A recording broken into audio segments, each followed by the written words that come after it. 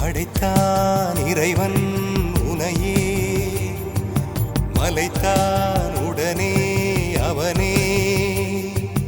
அழகை படைக்கும் திறமை முழுக்க உன்னுடன் சார்ந்தது, என் விழி சேர்ந்தது. விடிய விடிய மடியில் கிடக்கும் பொன்வினை உன்மேனி மீட்டட்டும் என் மேனி. இறைவினில் வந்து கலந்திடு, வீரல் பட மெல்ல கனிந்திடு.